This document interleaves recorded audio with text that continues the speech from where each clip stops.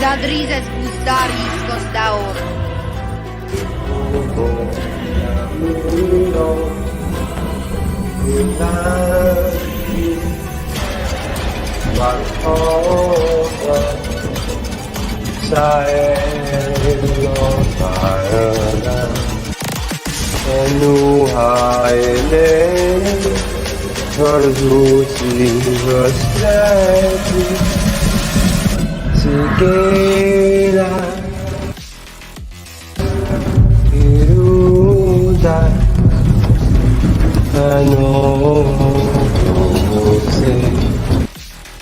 It's the 1,000 blades of Aegon's enemies. A story we agreed to tell each other over and over till we forget that it's a lie. But what do we have left once we abandon the lie? Chaos. A gaping pit waiting to swallow us all. Chaos isn't a pit. Chaos is a ladder. Chaos is a ladder. Guys, my name's Ryan Milky. Welcome to my episode 2 of season 2 breakdown of House of the Dragon. Throughout this video, we're going to be going through it all. We're going to talk about everything that you might have missed, and you also might want to go over some of the major book differences, as well as some of the characters that they're going to talk about in this episode. Please consider hitting the like button on this if you enjoy it, and make sure that you subscribe for my breakdowns on the show each and every single week, running through House of the Dragon. I'm also going to be here for Rings of Power as well. Thanks for clicking on this video. Now let's get into House of the Dragon. So that's the first bit of my intro out of the way. Thank God. I can get rid of that. Corey, welcome in. Burst in the chat. Thanks for being here. Howdy, Umpty. How you doing, brother? Tell Talk says, play the tapestry blooper. I will play it. I need to sit back in. I will play it. Yeah, we'll play it. Guys, I'm going to bring on my guests. We're going to be here for quite a while tonight. I've got quite a lot of slides, and we've also got Meme of the Week to play at the end of the night, just to take a breather from all the depressing stuff that happens in this episode. We're going to be joined by some amazing guests tonight. As always, we're going to be joined by my friend, my brother. You will know him, you will love him. His name is Papa Missouri. Welcome in, my brother. What's up, guys? Gals. Hello. Good to see you. How you doing? I'm doing good. I can't wait to hear your breakdown here tonight. So, yeah, awesome. Sure. Can't wait to talk about it. Hey, Joe, good to see you. Thanks for being here. I know it's late. I pushed it back because I was literally working on this slideshow stuff all day. I'm looking at still images on the PC and they move. My eyes are that discombobulated with everything. It's pretty crazy. Thanks for being here, Charles. I can't wait to do it. We're going to get our other guests on the stream, and then we're just going to run with it, right? Yes, definitely. So, guys, you all know them. You all love them. You've seen them on this channel before. They like to make an appearance here, there, and there, and especially when it comes to House of the Dragon content. So please welcome Jeremy and Mitchie from LSAPC. Hello. Super excited. How you doing, guys? Great. Looking forward to it. Yeah, definitely. Evening, guys. I have loads of drinks here because I'm probably going to have no voice left at the end of this. Mitchie's thinking, damn it, Jeremy, he's already drinking out the cup. There's nothing in it. With the cup here before the end of the episode. Love it. Well, let's just get straight into it, shall we? Mitchie, we'll start with you. First initial thoughts on the show. What did you think of episode 2, House of the Dragon? Well, I knew some stuff was going to happen, and it was going to set off a domino effect of everything else. But I don't know. I guess I just wasn't expecting the walking through the little city of everything and making them do that, and then just the way of everybody's response towards what happened. And yeah. There's a lot to unpack. There's a lot to unpack in this episode, and for what we would call a show that normally is a slow burn, this is a pretty heavy fuse for what could be the ending of this season. So yes, definitely. Yeah, we don't always see death in Game of Thrones. Like, they build up to it. It's like you get to the end of the season, then there's some big character deaths. But in this show, we've already had a child murdered in the first episode. We've lost the boys in this episode. We almost, lost other animals and stuff like that in the show. In the first episode, it's crazy how everybody is just falling down really quickly, but it's it's only 4 seasons, I think. So, Charles, what did you think initially of the show? Same thing. It's kind of like Jeremy said. It's usually a slower show, and it's going off with a bang, and I'm loving it. I'm loving it. To go along with what Mitchie said too, we all knew something was brewing, but I don't think anybody thought it was going to explode this fast. So Yeah, no, I agree. I super loved it. I gave my score on Headless is Live yesterday, and my score today is the same. I've rewatched it. It's 10 out of 10 again. I wish I could give it more than 10, but just to keep it fair on the scale, for me, it just got better and better. Last week's episode was great. It was a little bit of a recap, which I wasn't really happy with because, if you're into it like I'm into it, you don't need a recap because you've already watched the show before you got to the new episode and all that kind of stuff. So it was good. It was a great episode. I loved it. We're going to get into it, guys. We've been here 6 minutes already, and it's probably too long already. Let's start it off. We've got a slide. So we do see the first scene of the show just sets off the mood, doesn't it? We see the bloody sheets, and it's the aftermath of Blood and Cheese. Again, I've got a lot to go through here, so I'm just going to go through them. You guys, please feel free to interrupt me at any time to interject any thoughts that you have as we're going through the scenes. We do have a lot of them. As last week, I know I left a lot out, and people that didn't get a chance to see Headless's stream obviously missed out, came over to mine on Monday. So I don't want to leave any people left out. And maybe next week I'll get emails going, Milky, that was way too many slides. Well, the cinematography on this one was great, where it blurred and then it came into focus, and she's carrying that. I thought that was brilliant. I didn't need to see it. But sorry to remind you of it. Mitchie, this might be a tough ride for you tonight. But the dog's okay. Yeah, the dog is okay. yes. We also, another from later on, we see the mattress was also covered in blood, which is, call back to the first shot of the scene. Hey, Johnny Knight, welcome in, buddy. Good to see you. Then we obviously see scenes of everybody being ushered out. What I take from this is the common people basically have no say in anything. They're just being pulled here, there, and everywhere under the rules and guise of what happens with the royal family. Headless, thoughts and prayers out to you, my friend. Yes, for sure, Headless. Well, you don't need to be sorry, bro. No. Thanks for just being in the chat. It means a lot. Let me bring up my notes. I do have extensive notes. So I said, up in the aftermath of Blood and Cheese, and we see bloody bed sheets being carried by the servants. This scene's later reflected in the mattress, which we see is completely covered in blood. The staff and servants are all assembled and the hounds are called in to hunt through the keep. Now the book explains what happened in these moments with the passage going over their fate. I do believe we have something straight from the book. Strange to say, the rat catcher and the butcher were true to their word. They did no further harm to Queen Helena and her surviving children, but rather fled with the prince's head in hand. A hue and cry went out, but Cheese knew the secret passages as the guards did not, and the killers made their escape. 2 days later, Blood was seized at the gate of the gods, trying to leave King's Landing with the head of Prince Jacaerys hidden in one of his saddle sacks. Under torture, he confessed that he had been taking it to Harrenhal to collect his reward from Prince Daemon. He also gave up a description of a whore who claimed he had hired them, an older woman, foreign by her talk, cloaked and hooded, very pale, and other harlots called her Misery. So, again, a big change from the show to the book. Daemon asked Blood and Cheese to do it, whereas in the book it was never Daemon, it was Helene. It was Mysaria the White Worm who did it all. Okay. Yeah, I mean, I thought that it was cool how they were gathering all the townspeople. They were bringing them into the center of the city, knowing that whoever it was going to be trying to get out. And so they're locking everything down, bringing everybody in, and they only had to catch the one guy going out. I feel like they were a little late. Mm-hmm. They were a little late. Trying to They do were, that. yeah.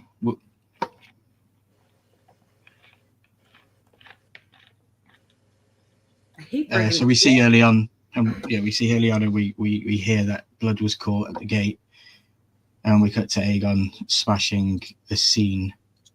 Here we go. This is a purpose typo, by the way, guys. I just did it just to be funny. Aegon. I know his name's Aegon. You say Aegon. Aegon II smashing up his dad's model of Valyria. This was very symbolic. What do you think to this scene, Charles? It broke my heart, man, because it's a piece of artwork, but I see what he's doing. You know, I see it's the symbolism behind it, and yeah, it's. I think it's very foretelling of what's going to be coming. Hmm. Very foretelling. Yeah. Jeremy, Yeah. Mitchie, anything you want to add on this? I think the idea that he labored over that for like 10 years or however many years, was reflective of 10 years of peace, that Viserys ruled over a time of peace and that everything was calm. Otherwise, you wouldn't have had time to do something like that. So building that model was his kind of life's work there in the castle. And for it to all just go to hell like that, very symbolic of it's time to go to war. This ends now. Mm-hmm. Yeah, I like it. Mitchie, where do you stand on Aegon? Did he step up this episode? He did, but I also don't think he's a good husband. And Brother. And brother. And I think, Brother. I think anybody could tell him anything, and he's going to literally go jump off a cliff if they tell him to go do it. I think he's just going to follow everybody that isn't his family. But it also broke my heart when he was sitting there crying and his mom walked out. Yeah. I was sad. Yeah, I horrible. I think it's the typical storyline of anytime you have two groups, depending on which side of the perspective you're looking at it from, which side of the story is coming from, would make you sympathetic to those characters. Aegon did exactly what I would expect a father to do in that kind of situation, which is completely lose his mind. And that's what he did. I can't fault him for that, but it does show what he's capable of. And everybody tells him he's not going to be good enough. His dad didn't want him to be on the throne, and so I mean, it's kind of he wants to do everything but do what his dad would want him to do. This episode, I get modern day teenager vibes. Dad's not at home, dad's left home, and he's a rebellious against everyone else. This episode is riddled with mommy and daddy issues. Yes. Yeah. Let's go quickly through the chat. I'm going to try and keep up with everybody tonight. I really appreciate everybody being here. Corey says Blood actor is amazing in the episode. His voice was just perfect. He was terrified. Umpty said it was a good way to show his rage. I thought, I still hate Aegon destroying Viserys' Lego. Yeah, it was painful to see.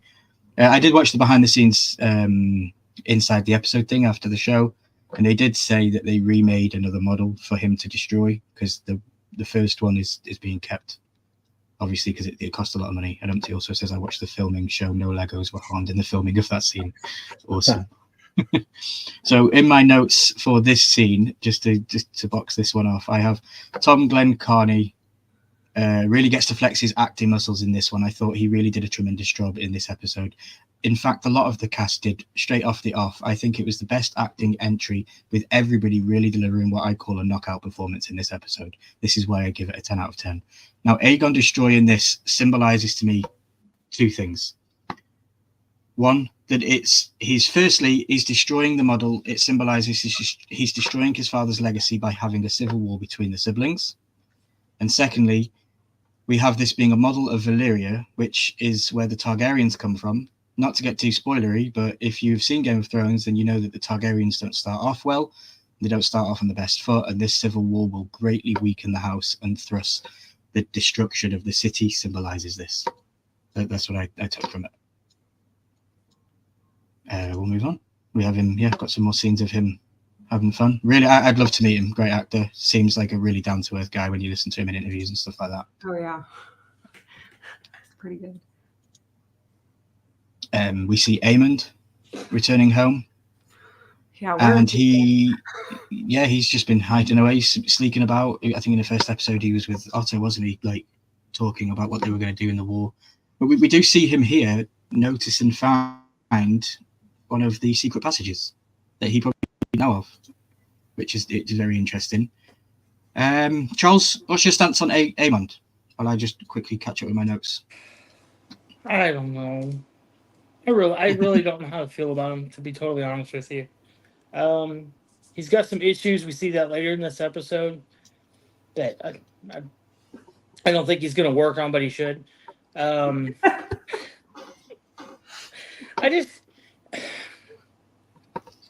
don't know if he knows his own place, maybe? maybe that's just the way I'm looking at it, but he just seems like he knows what he wants to get done, but he can't do it because he's not king, so he's got to just do what he can do. So that's just the way I see it. He's got Wicked Damon vibes. Yes. It does. Yeah, I thought there's massive parallels on both sides. Yeah, I thought it was very weird that like they've for the last several episodes, even into last season, they made him look very like he doesn't have any emotion outside of maybe anger, and that he is very sociopathic type of no empathy or emotions for anything but his towards his anger. And then in this episode, they completely twisted that on its head and tried to make you feel sorry for him. So I thought it showed him as weak, in this episode, whereas I never would have saw that in previous episodes. Yeah. Well, for me, they added a lot in with this because Aemond was never the target of Blood and Cheese in the book. It was supposed to be Aegon. And then blood son for a son was uttered, but it wasn't uttered in the show, so it's up to the viewer's perspective on who what was really said. My notes say, returning home, Aemon puts 2 and 2 together after discovering one of Maegel's secret passages open. He also realizes the coins from the map that he had been moved, which is something that he and Kristen had laid out last week. I love the shot where he takes one and holds it over his eye. And in death, people used to put coins on corpses' eyes, as this was so that they could pay the ferryman on the way to the afterlife. Yep. Might be reaching. I don't know. I might be reaching. I'm just saying, keep an eye out for that. You see what I did there? Keep an eye out for that. Yep, gotcha. I thought it was I thought that was indicating too. I thought that that's how Aemond put it together, that they were really after him.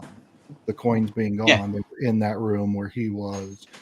That's how he knew they were looking for him. And then it highlighted to me how he narrowly missed death by evoking images of it. Yeah. Yep. Awesome. Mitch, do you think Aemond would make a good king? Because technically in the show right now, Aegon has just lost his heir to the throne.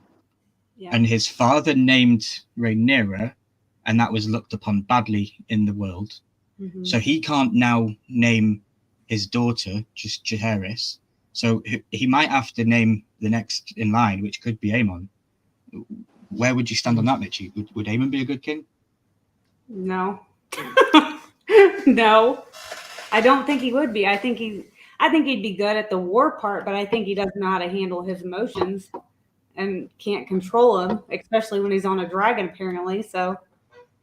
Well, any different than I think Daemon wouldn't make. I don't think king. Daemon would be a good one either. Because when things are at war, when action needs to be taken, they're there. But when things aren't going crazy, they can't handle it, and they do one of two things: they either create a chaotic atmosphere or they bail, and they don't know how to handle themselves in those situations.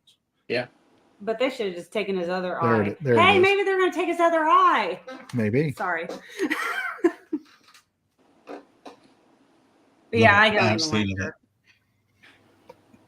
When you guys shout things out, I am listening. Some things I have to keep in because some things could be right, something could be wrong, and I don't want to spoil anything for anyone. Yep. Oh. So it could be really interesting. Bitchy, if you want to know everything though, just reach out on IG and I'll give you it all and you can know. And that was the cool thing is I don't like looking up any of this stuff like unless like an interview for like what previously happened or just them talking in general to each other. But I don't want to know. We prefer to have our $100 bets and let it play out. Yeah, because I'm like up in the thousands already. Yeah, she's killing me. Yeah. So switching to Alicent and Otto, we then get a strong focus on her necklace. Now this shows commitment to the faith of the Seven, which is the symbol, of course, in relation throughout the show. She wore several of these Faith of the Seven necklaces, with it being a mainstay in a lot of her outfits. Come to the end of the episode, though, and she takes off what looks like the symbol of the Seven, and she replaces it with something which I think is exactly the same as what the younger Alicent wore in the very early episodes of the show before she was corrupted by the Faith. Because the Faith aren't really a good thing in the Game of Thrones, in my opinion. Like, just look at the look at the guys that tried to put Cersei through the street with shame and all that kind of stuff. Yeah. They weren't that good. I think I can skip through a couple more now because there's the symbol with this faith of the seven. Later in the episode, she says to her father, like, she sinned, and just as she says it, she scratches here, like that's where the necklace was. It's like a very symbolic thing. She used to twitch her fingers earlier in the episode. She's a very fiddly character. Yeah. Well, it's because she's And not biting, There's she's a not shot biting of her nails anymore. the star. You'll see it's off and on and off and on and off and on throughout episodes, and you can see how that's her struggle with her own sin versus what she wants to practice, kind of deal. Maybe something to that effect. Yeah. I have here in my notes, come to the end of the episode, when she was younger, I feel that this highlights her lack of faith in the dark times and return to the sin that she shares with Kristen Cole. The gods punish us, the gods punish me, an hour in 5.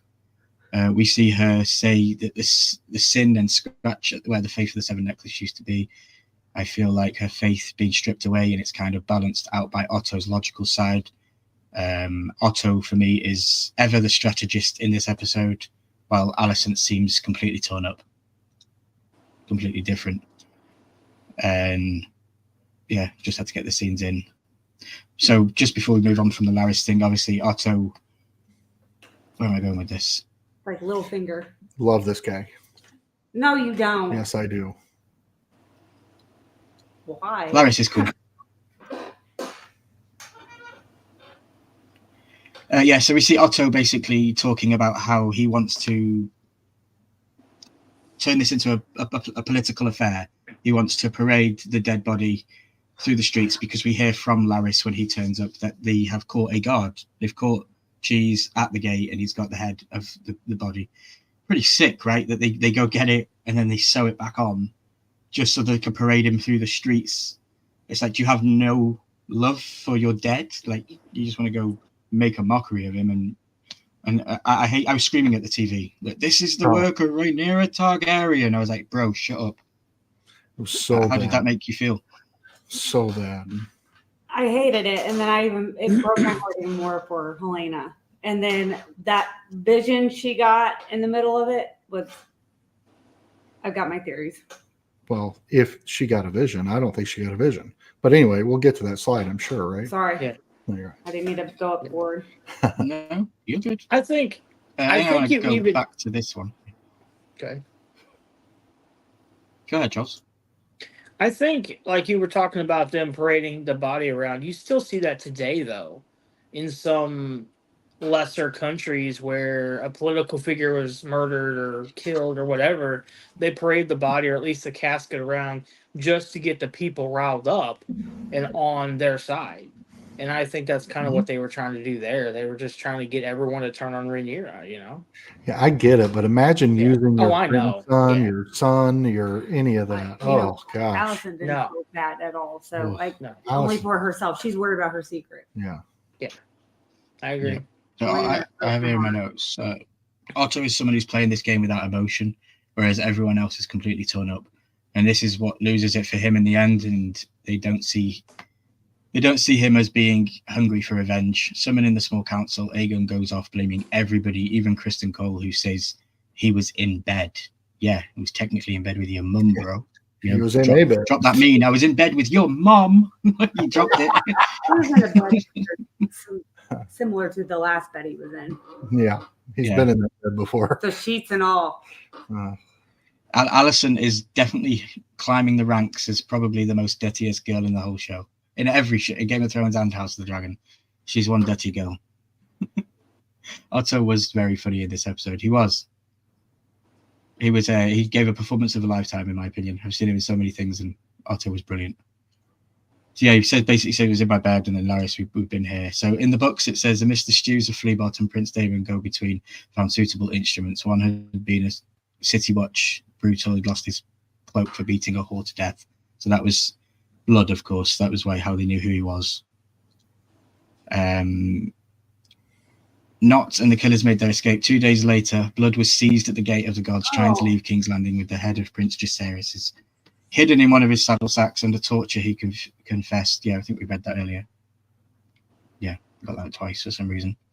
Then there was this. Jasper Orwell brought up the question of, well, what if it wasn't Rhaenyra? What if it was somebody in the castle? Which I thought was a very good thing and quite dangerous to say, really. Yeah. Hi, Anthony Weiss. Good to see you, bro. Hey, Anthony. Appreciate it. What the fuck? Otto didn't care what he Love it. said. No, Otto didn't care, did he? Otto was on one mission and one mission only, and I hate that he was. Yeah. I feel for Jasper a while though. It was very brave of him to say what he said and to stand up like that and maybe accuse somebody in the room. Because, you know, did you really say Alicent lied about what Viserys said? So everything that played out after that is Alicent's fault. So Alicent was in the room and it was really her fault, kind of. You could go with that argument. Yeah, we have Otto. And then, yeah, we see the procession. And we come on to Helena. I just heard Mitchie's gasp of like, oh, she's hurt by this. Because I just have a Mitchie, feel free. Take the floor. Take the floor. Let us know what you feel with Helena.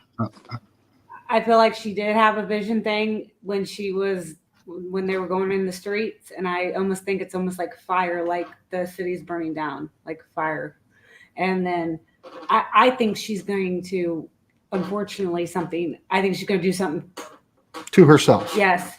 And because nobody's there for her. Not one person is there for her. Every person she's looked to. And it's weird because Amond or whatever, he always was like super close with her and was always there for her. And he hasn't even been there. Like he's like Daemon, just freaking bails out when something goes bad. Yeah, I do feel like Amond and Helena were closer in season 1, but maybe there were just more scenes of them together in a room. But Aegon never has treated her like a wife, and more like a sister, and not one that he likes. Yeah, exactly. But this is heartbreaking. Charles, how do you feel on radio? Yeah, it is heartbreaking. I hated seeing this thing. She's amazing. Thea Saban is one of the best actors. She's amazing. Charles, where do you stand on Helena? I would say the same thing. He doesn't, it doesn't treats her more like a sibling than a wife for sure. And like Jeremy said, not even one he likes, Mm-hmm. But I don't know. I don't know which way they're gonna go with her, which way she's gonna go. I mean, like Mitchie said, she saw a vision. It looked like we all saw it. I can only speculate what it's gonna be. I have an idea. I'm probably completely wrong, but I probably am wrong too. So. We'll talk about this coming up. I usually am wrong, but I didn't like her in the first season. I don't know. It was weird for me. But now that she's got more of a role, I think in this season, it seems like, because of the Blood and Cheese incident, I think it's going to be interesting to see where she goes, for sure. I don't think you can take your eyes off of, if she's in a scene, you almost have to pay attention. She's forecasted some of these things. You have to dial in every time she's on screen, yeah, because listen you don't know what little Easter egg they're going to put in there. You know? Yeah. Interesting. So I'm going to give you some information now from the books about what happens with Helena after the death. But I'm not going to give you any spoilers. So from here we cut to Helena with Alicent talking her into doing the parade. This ends up overwhelming her, and it is possible that her psychic intuition is causing her even more grief. We obviously don't know what's going on with her, but she's made a number of correct predictions, and I feel like she's also like an empath who picks up on the grief, and this causes her even more pain. Now, the Queen never really recovers in the book, and in describing her in the aftermath of Blood and Cheese, the passage says, do I have the passage? Though Blood and Cheese had spared her life, Queen Helena could not be said to have survived the fateful dusk. Afterwards, she would not eat, nor bathe, nor leave her chambers, and she could no longer stand to look upon her son Maelor, knowing that she had named him to die. The king had no recourse but to take the boy from her and give him over to their mother, the Dowager Queen Alicent, to raise as if they were her own. Aegon and his wife slept separately thereafter, and Queen Helena sank deeper and deeper into madness, while the king raged and drank and raged. Very different. So again, from the show, there is a kid in the book that isn't named in the show, Baby Maylor. She names Baby Maylor because he was the younger, and she was hoping that he wouldn't know any different. But then obviously he wasn't killed, and they killed the heir, the older one. So then she could no longer look over Maylor. So I was expecting Helena to be a mute. I didn't want to hear another word from Helena going forward after Blood and Cheese. And the fact that she did speak kind of irked me a little bit, because I was hoping that she was just going to be a mute for a little bit. But I don't know. Mitchie, does that help you with anything, knowing that? Is that new to you? A little bit. I mean, like, I think that's probably about right. But it doesn't, I don't know. I think that it's just not going to end well for her, because unfortunately she's a lot of people's favorite character right now. Well, but and we know what happens with those. But the book is indicating that she didn't do what you think she's going to do, that she continued on, just in not a great way. Yeah, she was That a doesn't hermit. mean nothing.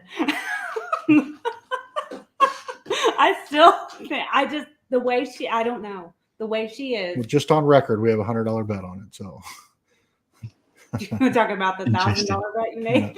no. Now, these psychic predictions are something that I want to discuss further in another video, and Mitchie has asked me this evening to talk about some dragon dreamers and the difference behind those. And we are going to talk about it. I will touch upon it here. But in the last week, there have been a couple of things that we have only now, after seeing episode 2, this mainly happened when Aegon went to Helena, and we could see we could see her knitting a shroud for her dead son, who obviously wasn't dead in episode 1. So she's clearly seeing things, and she's clearly got some sort of wisdom to see things. She also whispers in episode 1, and you guys might want to go back and check, but she whispers, "They only want the boy." That's what she says. They only want the boy. They only want the boy. You turn it right up, you can't quite just hear it. And I also believe that there's a scene in episode 1 which kind of takes us in. Yeah, that's the one I read. I So believe here we see I believe the ash. closed captioning catches that whisper. Yeah. If you have closed captioning on, it says it. Okay, yeah, okay. So yeah, here is where Mitchie and myself believe that this is another foreseen shadow, because it looks like ash is falling down. Mm-hmm. And you could take that as a prophecy and a thought to the end of Game of Thrones, when King's Landing is covered in what looks like snow, but it's not, it's ash, because Daenerys burned the whole city down. So is that a tie into that, or is it also a tie into something that we could be coming later in the season? Because she does have drawings on her wall of women on fire and things like that. And again, there's a whole Daenerys tie back to it. Her dragon is the mother of Dany's dragons. So, you know, there's definitely a connection. I just simply took it as, because they later had a similar scene where Rhaenyra is looking out a window and you see the dust falling in a similar pattern. I just simply took it as an kind of a portrayal of their connection within losing a child, and it's just kind of how that connects those two within this greater picture of something. So I didn't really see it as much as a vision as I did just drawing a parallel between the lives of the two. Yeah, no, I like that. So dreamers have appeared throughout the lore of House of the Dragon and Game of Thrones. However, in the book, Helena was never given the moniker of Dragon Dreamer. She wasn't a Dragon Dreamer in the books. So they've definitely incorporated this into the show to make her a more interesting character and to maybe connect with other people, like on the spectrum level, things like that, because she definitely does give off those kind of vibes. Sure. Daenerys Targaryen was also a dragon dreamer. She predicted the doom of Valyria in a dream. She envisaged the fall of old Valyria and her family and listened to her advice. Thus, they were able to travel before the volcanic eruption and relocate themselves at Dragonstone. That's how we have Targaryens at Dragonstone. Being a dragon dreamer also means that someone has trouble distinguishing reality from prophecy, because she keeps having the same visions over and over. It gets to the point where she doesn't know if they're happening right there, if they're in the past, or if it's just another vision. I think the realization on Helena's face in episode 1, I don't know if I have it. Yeah, I do have it. Here, this shot in episode 1, I believe she's standing there talking with Blood and Cheese because she feels like she's in a dream. she And she can't figure feels out like if she's it's seeing real. this. Yeah. And then she comes out of it and she realizes this damn shit, this is real. And that's why she grabs the baby and she runs away. Yep. So yeah, definitely rewatch the episode with that in mind. That is she dreaming in the first sub part of this? And then just like, because it does feel like her eyes are like here, her eyes just look like they've glazed over. Mhm. You know? In that perspective, it makes episode 1 and her response to that whole situation way more understandable. Like at the time, I just kind of thought, what a weird reaction for a mother to have, you know, and just that quickly pointing out the boy and all those things. But under this guise that it's more of a vision and she doesn't know that it's real until she snaps out of it and realizes, oh, this is happening. Gives it a different. When she was running down the hallway, was that like her like figuring out who's closest, or was that her because her knowing her husband's probably drunk? I mean, she ran into her mom's room, which is odd to me because the relationship those two have. But that weird look over glaze that she got when she was standing there, and it took her like a second, and she was like almost like figuring out where she was supposed to go. What she was supposed to do, yeah. It's different. For the show depicts it different. When in the book, Blood and Cheese can't get into Helena and Aegon's central column. That's Maelor's holdfast in the center because it's very secure. So what they do is they know that they can go to the hand of the tower and hide in there, so that they'll wait. And in the book, Helena and Alicent are both tied up by Blood and Cheese. Alicent is in the room at the time of the death. So it's different in the book when she runs to Kristen Cole. That never happened in the book. So it's very different. Dang. Yeah. It's very interesting. I don't know where they go, because a lot of the sex stories you don't hear about in the book, because that was, again, this story is told from 3 different people's perspectives that were never there in the time, that are just telling you a history of things that have been passed along, like Chinese whispers kind of thing, and then they fill in the story. And I do believe that the show is the true telling of what happened. You have all these people that can tell you what happened in the book, but I think the show is where this is what really happened, guys. This is what I would take from it. Yeah. We're doing good. We're on slide 37. So then we see these morons shouting through the street. The Queen Rhaenyra, look at this, her work. Rhaenyra the Cruel. Yeah. She was never given that nickname in the book, Rhaenyra the Cruel. That's not something that was ever given, but she was given, she was said to be meaner than anyone that came before her. That's what people would say about her. So they're kind of similar, I guess. Here we see the symbolic things. So yeah, 2 scenes. One from Helena's falling ash, and I also take this as the ash was falling down here, whereas on here it looked to me like the ash was going up. Like the sparticles of dust in Rhaenyra's scene seem to be going up a little bit, whereas Helena's were going down. I don't know if that then symbolizes Helena's side is on a downfall, whereas the blacks are on the uprise. Could have that kind of symbolic meaning. Cinematography, though. Look at this. What camera are they using? Because I want it. Not one that I own. Yeah. Thanks, Blaze. I appreciate it, bro. Later, nerds. Take care. Later, Blaze. Corey, I'm loving the amount of love Helena is getting. She's my favorite Targaryen. I love to hear that. Love the picture this week as well. That's cool. I think at this current moment, I'm the most captivated by her character, just because. Do you remember at last season I kept talking about her and you were like, "Oh, I just thought it was nuts." I thought she was just truly crazy. Like I didn't see all these parallels and all that, but then things started coming true. And I hate it because that could be their greatest weapon, and I don't know if they'd be like false, like memories for the future or whatever for them. But I mean, like technically, if she's got some gift like that, that would be a great thing to have on your side. Yeah, I still think she just doesn't understand it and is still trying to figure it all out. Yeah, because no one can help her. Everybody just dismisses her and acts like she's nuts. Yep. Yeah, I also think it's in a concept of the show's, telling the story.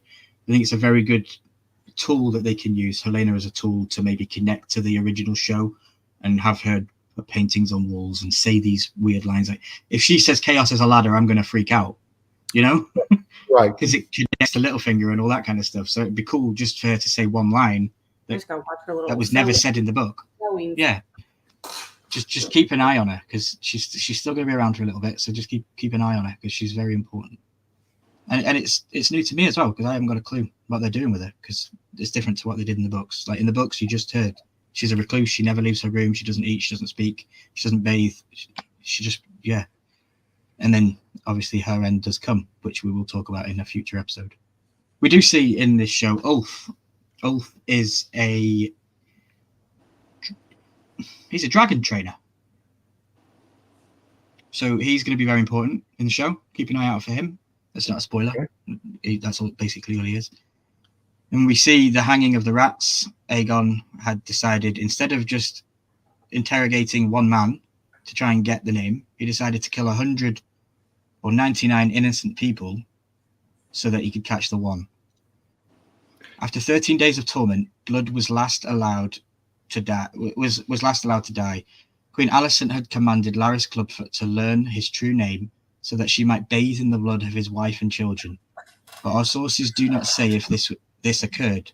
Sir Luther Laurent and his gold cloak searched the streets of Silk from top to bottom and turned out and stripped every harlot in King's Landing, but no trace of Cheese or the White Worm was ever found. In his grief and fury, King Aegon II commanded that all the city's rat catchers be taken out and hanged, and this was done. Sir Otto Hightower brought in 100 cats into the Red Keep to take their place. So in the book, the White Worm and Cheese are never found again. Interesting. And he gets away with it. But in the show, we see him hanging. Yeah. Yep. So they killed him in the show. Very interesting. So if he was to do anything later on, it doesn't matter because he's dead in the show. They like Mitchie just said, they had to bring closure for kicking the dog. Yeah.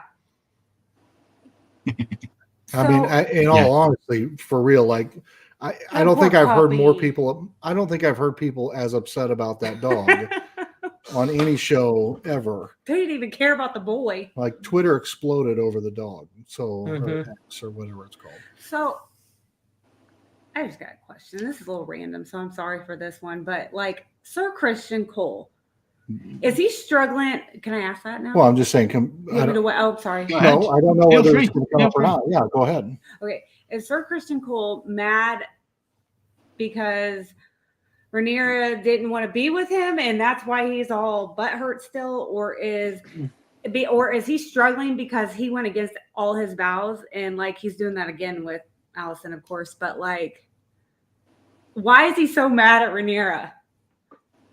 I don't know. I don't understand. Because she it. didn't. I don't mean to be blunt. I just think he's an absolute dick, and he has no redeeming qualities. Well, he acts like his vows mean some are so important, but then he Not went to him. I don't see it that way at all. I just see him as having remorse for the child dying, but when he was not of talking his about- own actions. Well, when he was talking about the twins' cloak being all dirty and stuff about purity and stuff, like that was him overcompensating because he wasn't there, and like, I don't know. I was just curious. I was just wondering. Well, I have a question about blood and cheese, real quick. Go ahead. Cheese and crackers. So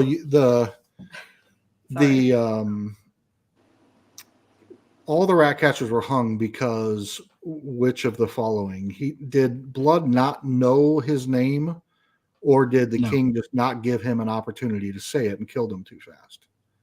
No, the Blood said he didn't know who it was. He didn't know his name. I couldn't remember. He said it was a rat catcher, but I don't know his name. Okay. That I couldn't remember if that was the reason or if it was. I thought there was only one. Because the king didn't like torture him or anything. He just took care of business quickly. Didn't even speak to him. Didn't want to hear it from him. No, just getting revenge for his dead son, which, you know, he only cared about it last week. Like, he only literally realized he had a son last week. So kind of like little too late, mate. Little too late. Right. Yeah.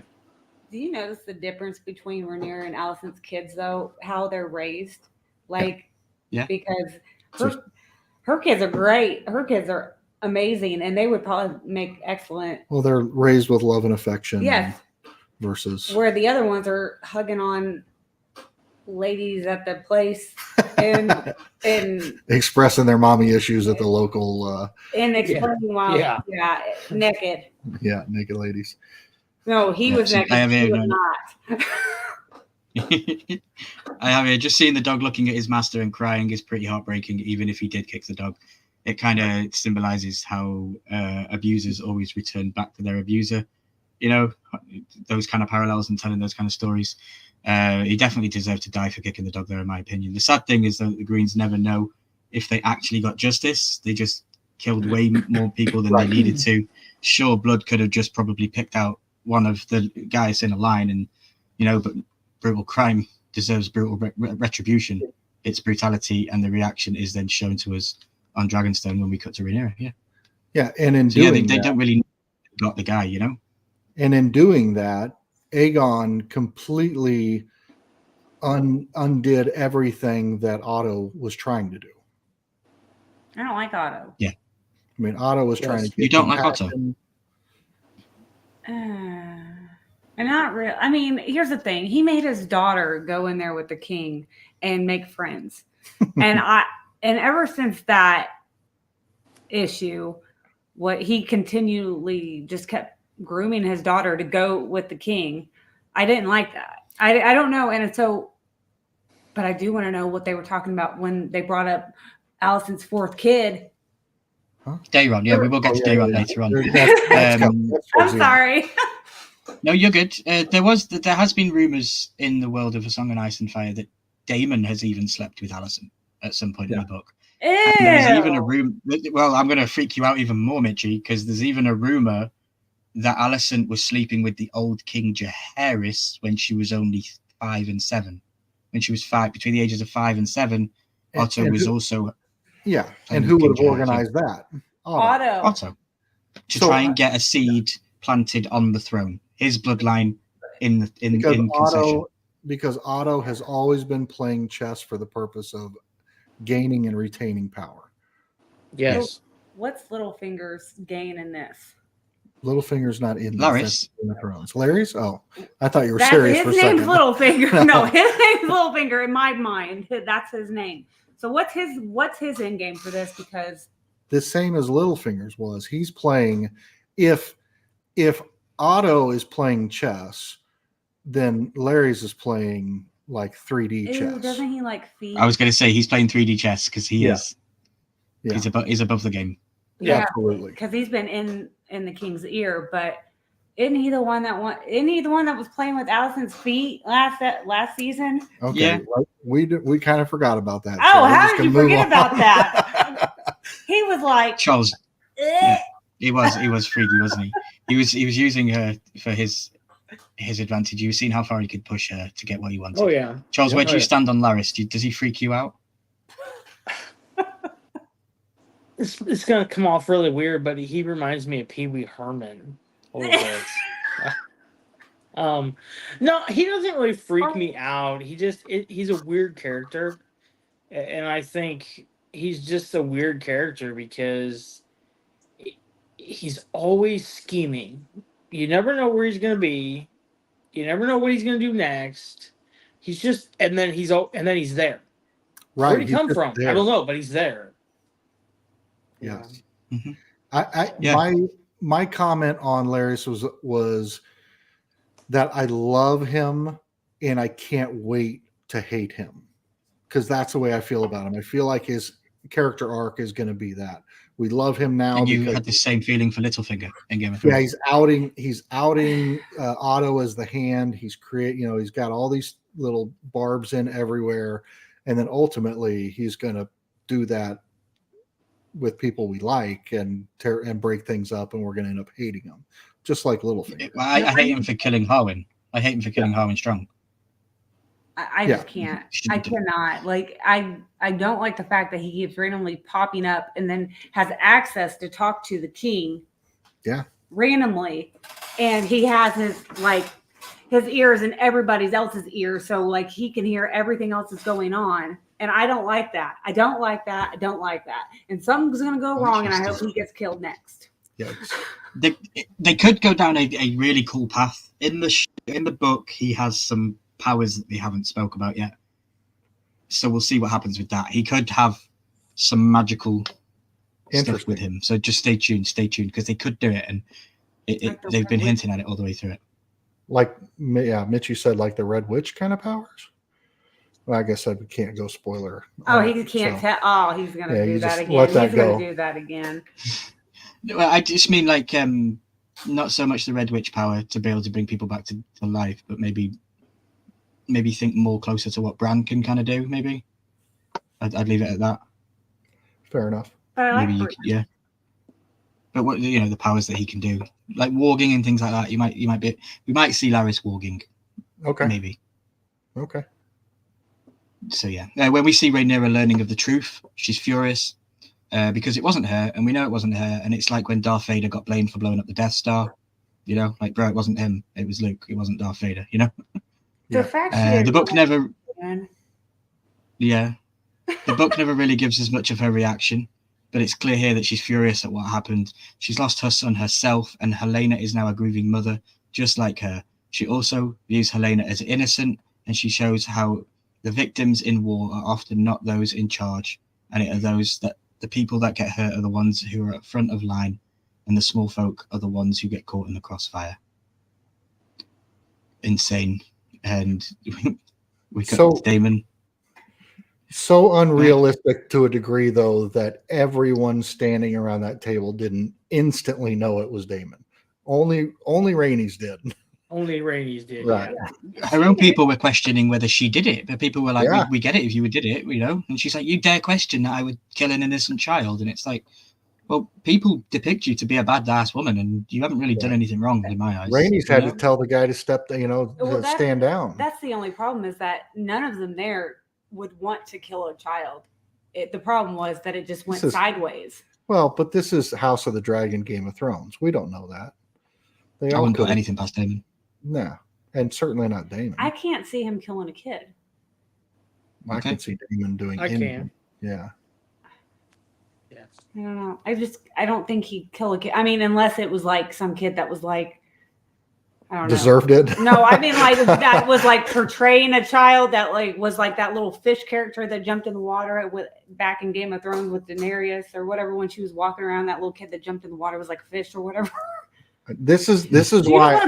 No, I don't. This is why it's so hard to have conversations with you about these shows. I'm sorry. No, I think it's hysterical. I mean, I apologize. Like, I don't know what you that know is. that because I'm not crazy. No, you're she not. She had a little ball and she threw it. Oh, just forget it. Right. I have to make lists of people's names so that I can remember Okay, them. well, that kid was evil. Okay. Yep. All right. Yep.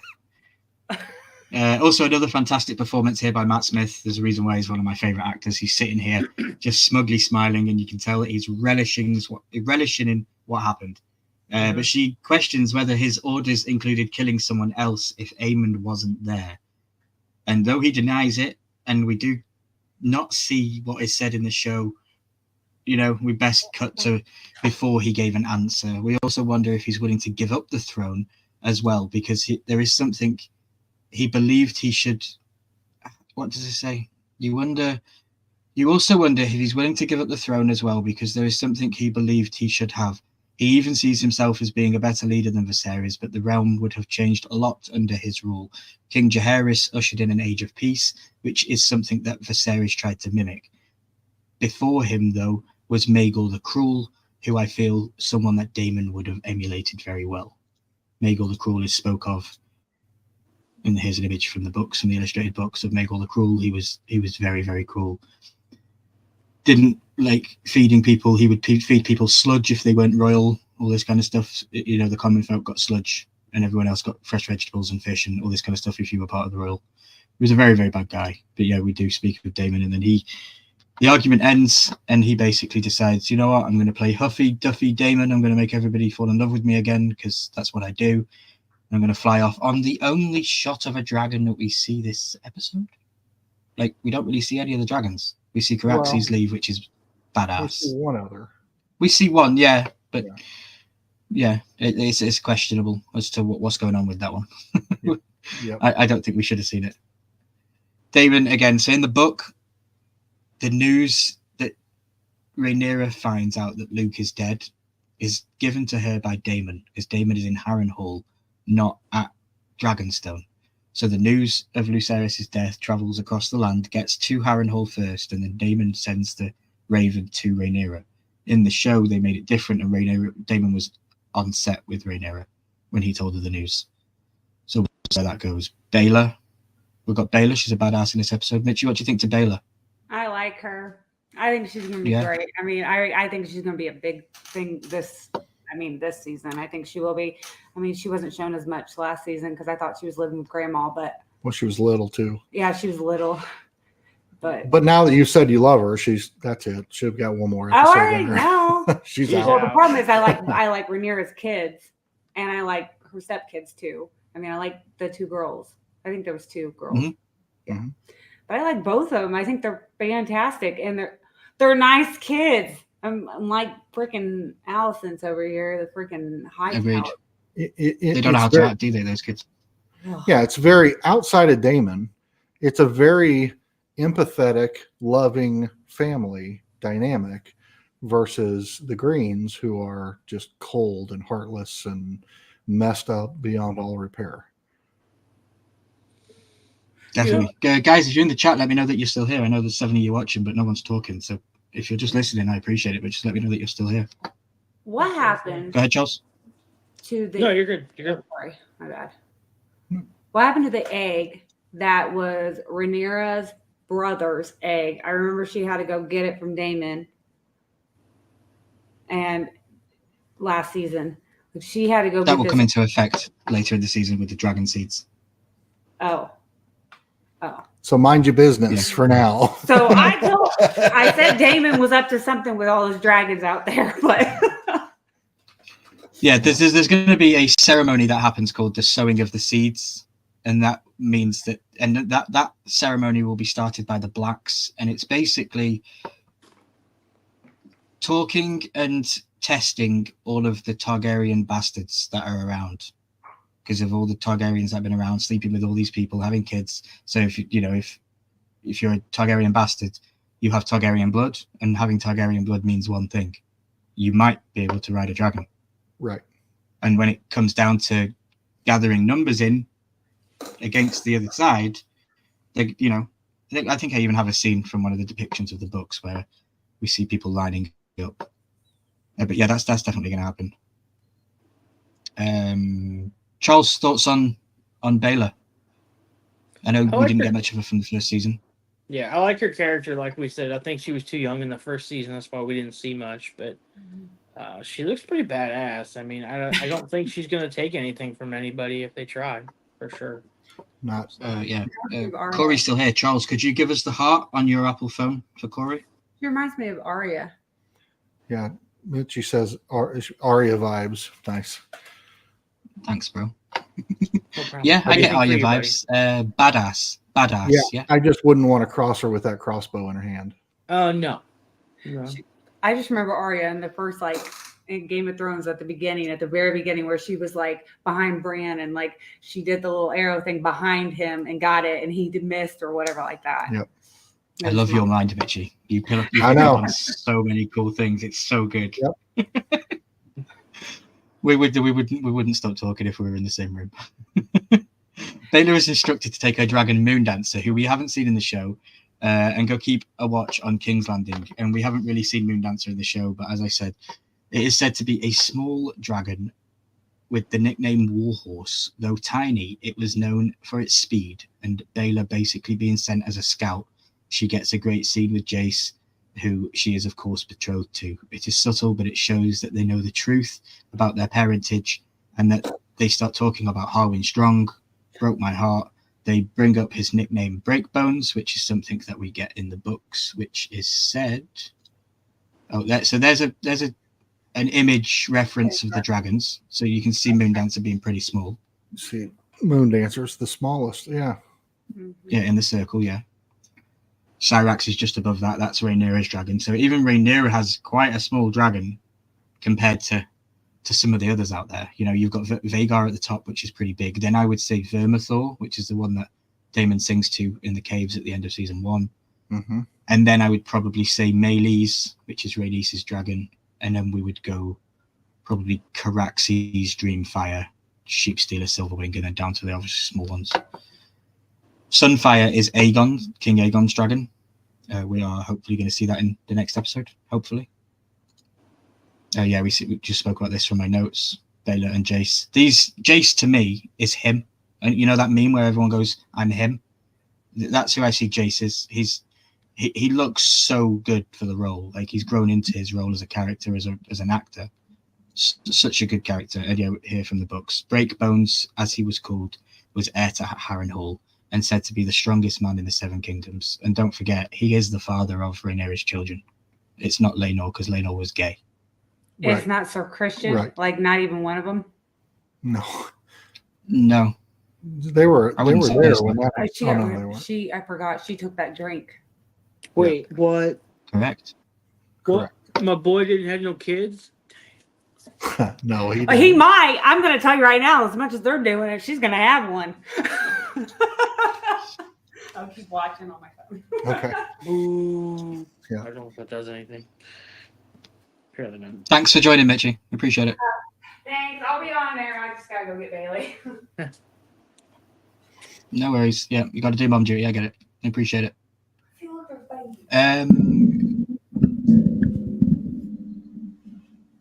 I'm just going to catch up with my notes.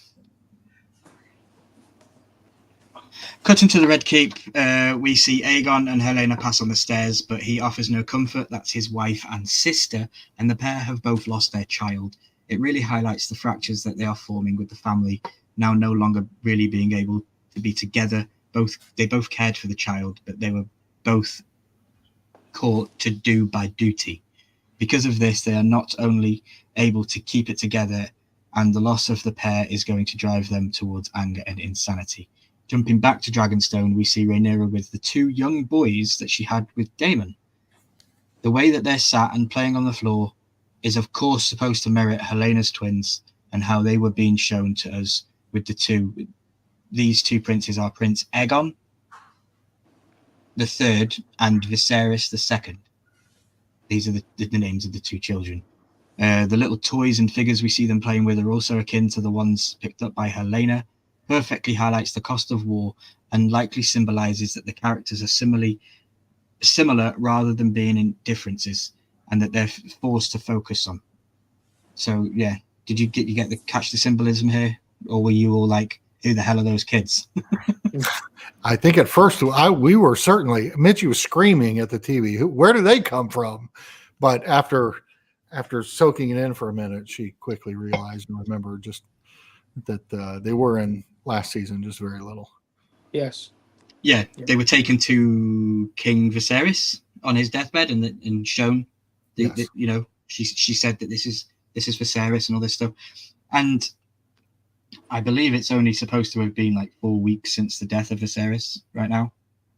Like, we had that massive time jump, but it's only supposed to be like 4 weeks after Viserys died as to where we are right now in the storyline. It happens all really quickly after Viserys dies. And that might explain why these kids aren't quite grown. And we did see the other ones, Jason, Luke, and all those grow up to become the different actors. Yeah. Cut into Alicent, we see her and Kristen with him refusing to tend to her. And in the end, though, they always go back to each other, and it basically sums up the entire characters. They're stuck into something that they really don't want to do, but they can't. But they keep going back to it. Both know that they shouldn't, but they're trapped in a toxic cycle. It speaks volumes about the war itself and how everyone kind of stuck on a path that they don't want to be on. Alicent is just desperate for comfort, it seems, but she also craves isolation away from it all. Because last week we saw her kick out all of the servants from her bathroom, and now they're completely absent. She just wants to be on her own and submerges herself in the tub so that she can further shut herself off from the world. What I did like, though, was the symbolization of they were both standing alone, but behind both of them was a light that was still lit. So it was like the flame was still there for the both of them. I caught the two flames, which is a good one. Because obviously that foreshadows later on in the episode when Kristen tests out his new job role. You got to test it out before you accept it. I guess you could return it back to Amazon in 30 days if you don't like it. Yeah. Return policies. So, Charles, season 1, you were a big component for Good old Kristen Cole, boy. I think you even said, and I will find it for next week, Kristen Cole is my favourite character. You said that once uttered from your lips. Where do you stand now?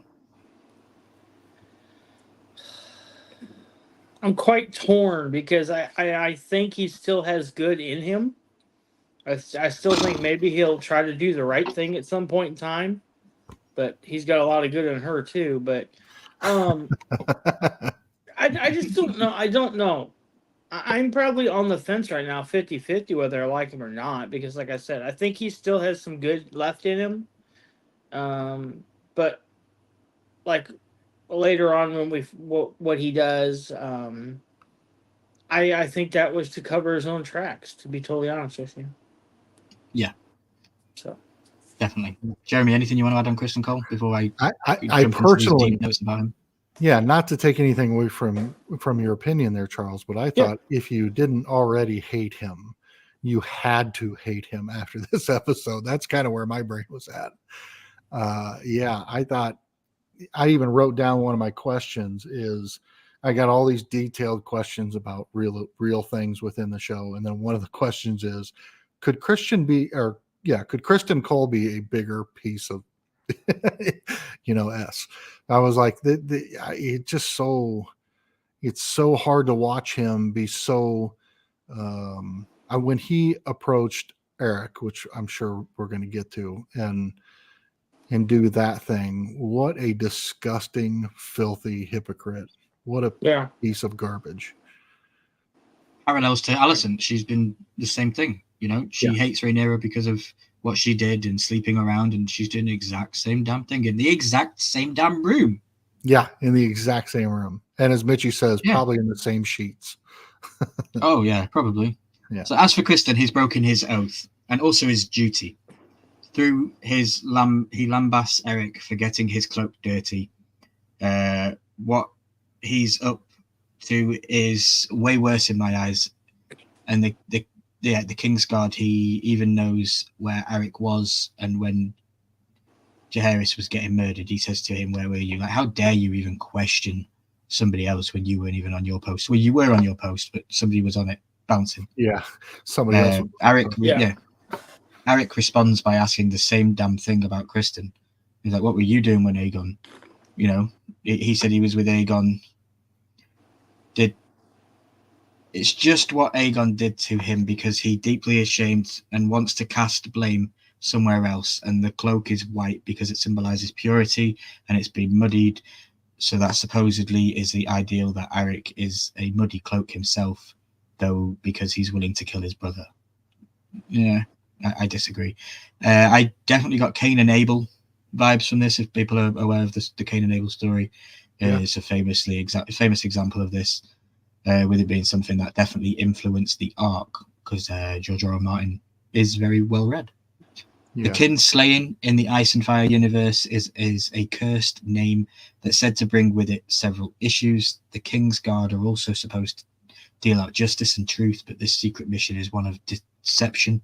We also want to serve forthrightly, not to traffic in deception. That's what Eric says to him when he basically asks Eric. So Sir Eric did not undertake this mission happily. Indeed, Septon Euston tells us, the troubled knight visited the Red Keep Sept on the night he was to set sail, to pray for forgiveness to our mother above. Yet as Kingsguard, sworn to obey king and commander, he had no choice in honour but to make his way to Dragonstone, clad in the salt-stained garb of a simple fisherman. King Aegon also desired to avenge the murder of his heir by blood and cheese by means of attack on Dragonstone, descending on the island citadel on Dragonback to seize and slay his half-sister and her bastard sons.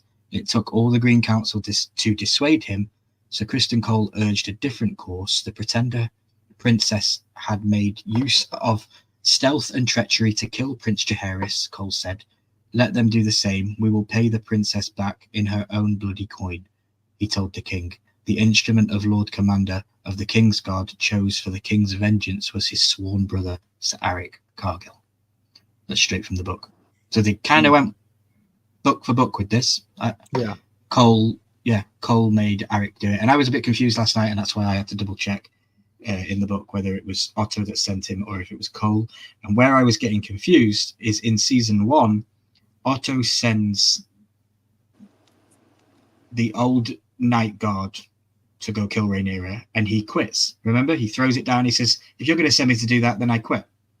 Yep. So that was where in my mind yesterday on the Headless is Live, I was getting confused as to whether Cole sent him or Otto sent him.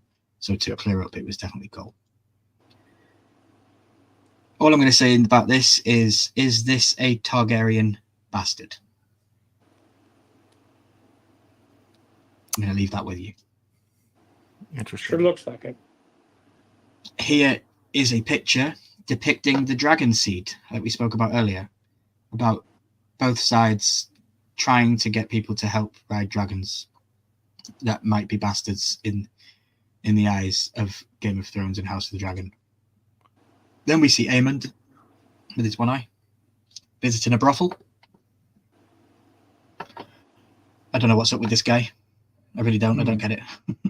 I don't. I love him though. He reminds me of like a 90s goth. Like, he doesn't know where he fits. You know, the pale, the tall and skinny, and just weird. No offense. Just weird. I just can't get, for some reason, for all the reasons that I hate him are the reasons that I love Daemon. Like, they're the exact same character to a degree. But for whatever reason, I love Daemon because of those things, and I hate this guy for those things. So it doesn't really parallel in my mind very well, other than one's on the right team and one's on the wrong team in my head. Maybe that's all it is. Okay. Remember, we also saw Daemon specific in the brothels. We've seen Daemon in brothels as well earlier on in the show and stuff like that. But not quite this weak and weird and whiny and all those things. I don't know. Not acting like a child, no. This was a weird Mitchie says in the chat, that's what I said about that girl. So the Targaryen, the girl with the, so you think that's a Targaryen bastard? Interesting. I like it. Corey says, I don't understand this scene at all. Yeah, it's a bit of a weird one. To the brothel, then we see a woman with golden hair, and I wonder if this is a Targaryen bastard. We know that these bastards exist in King's Landing, and bastards become a big part of the book. Like, beyond the Strongs, the dragon seeds are extremely prevalent down the line, and we'll talk about them in future breakdowns. Aegon is here, though, and we see him being comforted by a woman who's popped up in season 1 before. This is a woman that we see in episode 9, with us learning that she took Aemon's virginity. So that might explain a little bit as to why he's happy to go to her, because she was his first. It's a bit strange, though. So that's from season 1, when we meet her, when they were looking for Aegon in the city. Then we cut to a very important character, Hugh Hammer. We cut to Hugh Hammer and his family, and we learn that the markets are running low due to the blockade and that inflation made chicken more expensive. Really applicable to real life and how times of war have gotten great effect on the masses. Last week, we watched how Corlys stopped ships and boats, and we learned in the book that this affected trade. It is said he strangled the gullet through his vast navy. So this is a very important character that you guys are definitely going to want to keep an eye out for. He's a great guy. Hugh Hammer. It's funny because they try and show him off as just a commoner, you know, but you can clearly tell he's definitely dressed better than anyone else backstage. Like in the background, he's definitely dressed better than anyone. He's a great guy. We also see his wife, and we also see his sick child, and that will lead forward into. So they also showed his wife during the funeral procession, where they made eye contact, and then I love the idea that maybe is kind of foreshadowing of the king turning his back on. I mean, he made the promise that he was going to pay them up front. And then he didn't, and bigger things have come up, obviously. But maybe that's kind of another reason with up prices and everything else, where the little folk or the small, whatever you call them, I can't remember. The common folk. The common folk kind of start to turn their backs on King Aegon through all this. Well, yeah, because he's not doing anything, is he? Their No. food is being affected. Their lives are being affected. They've got a sick child in the one family with Hugh Hammer, for example. And that's just one family in the king's capital. So, you know, there's a lot of people that are going to have their backs up with the crown and the way that they're dealing with all this stuff. Because, you know, they're happy to parade a dead boy through the street and blame it on Rhaenyra, but they can't get the food sorted out. Like, Right. priorities. Right. Yeah. Charles, what do you think to our good friend Adam of Hull? This is Adam. It's the first time we've met him. He is the brother of the bald guy in the other episode, Alan of Hull. They are brothers. What do you think to him? I don't know. I don't think I saw enough of him to make a decision yet. I told you last week that Alan kind of gave me weird vibes, like something's going to happen there. You know, something's going to be important to watch him. So we cut to Adam of Hull being reunited with his brother Alan. Keep an eye on both of these. I have in my notes that these two will become big figures in the war to come. Adam's desperate to get back in Corlys's good book, and we catch a tender moment with him and Rhaenys. So yeah, Adam was pushing his brother to basically, like, Corlys owes you. You saved Corlys. He owes you. He owes us. Yeah.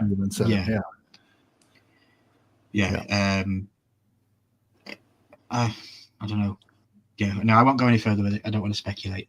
There's so many. Yeah, I've got plenty of speculation for. Yeah. I'm not going to bring that up yet. Yeah.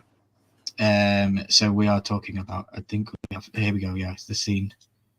So this is where we are in my notes. Rhaenys and Corlys, a pair, discuss Daemon and whether he'll allow another leader. There are thoughts that he might challenge Rhaenyra's rule, and at the moment, the hierarchy of power could be about to change and hit rock bottom. And this is because if he had not made the joke about a king for a day, he might still be in charge. I'm talking about Daemon, of course. When Daemon said that thing about the baby dying, and he said, "Oh, just a king for a day," and Viserys really lost his temper over it, didn't he? If he had never said that line, what could have been? You know? Yeah. It's really crazy. We see Rhaenyra. It's okay. I like this. I like that we actually got to see Corlys, because he hasn't done anything. He really has not done anything. You know, I don't get it. It's really weird. I like Rhaenys. Rhaenys is one of my favorite characters. Might be a bit weird for me to say, but she's a cracking, good-looking old woman. That's what I'd say. She's a great-looking older woman. Maybe it's because it's the bed scene. I don't know. Umpty says in the chat, the following scenes with him on the shore and the dragon flying around made me think something was going to happen. Interesting. Okay. So before we get to those scenes, I believe we cut to Rhaenyra, and she's looking over the legacy of her family, and we see her pull out a book, and the first image we see is of King Aegon, the first King Aegon, and his sister brides, Visenya and Rhaenys. Rhaenys would, of course, go on to be named after the Rhaenys in the show. That was because of it. And Rhaenyra's idol is Visenya. And, of course, she names her dead daughter, the one that was like a dragon scale, that was born and died in the last season. She named that child Visenya. And Rhaenyra also has a braid in the same way that Visenya, the original, as well. We then turn to a very important book page. Visenya famously rode the dragon Vhagar, the one that Aemond now flies. We see a drawing of as she turns the page, and it's interesting because she has so much admiration for the rider Visenya, but that dragon killed her boy, so she's conflicted. Because the stories that she grew up on and that she knows of her idol were all because of the dragon as well, like Vhagar, you know. And now she has that battle within her own self as to what to believe now, because her idol, the dragon, took one of her kids away, and it's pretty scary where we go with it. I love these books. This stuff on the side here, the writing that was added in for the show.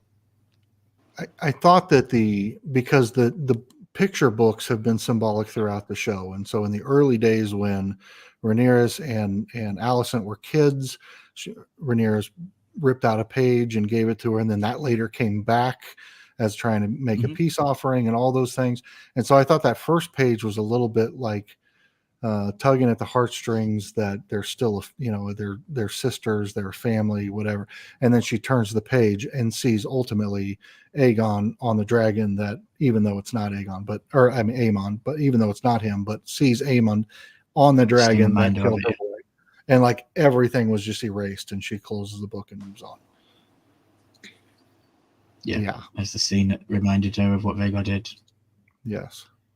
And then she is visited by Mysaria. Now, for me, this is all new and all amazing, because Mysaria was never on Dragonstone. She was always in King's Landing, and the story tells that her and Cheese were never found again after the blood and cheese thing. This was brilliant. This was brilliant. This I have in my notes. It was fantastic. Mysaria is someone whose history we know little about, and her legacy would be, of course, last long into the show. I see her as the master of whisperers. I see that they share a commonality in their genders. Both have been overlooked and brushed to the side because they're women, and they're way smarter than people give them credit for. Powerful scene. Well done, Ryan Condal, because this is not book accurate. And I wonder if Mysaria might be the key to Laenor's return. Because if Laenor pedalled away on his little merry boat and went to Pentos, where did Rhaenyra just send Mysaria? To Pentos. Yep. So I'm hoping to God that Mysaria is the key to the Laenor issue that we have with Sea Smoke. Interesting. Yeah. Okay. Daemon said that she was free if she gave the words of blood and cheese, and she did. And Rhaenyra says, well, I can't really free you because where are you going to go? And she does keep to Daemon's word. She does free her.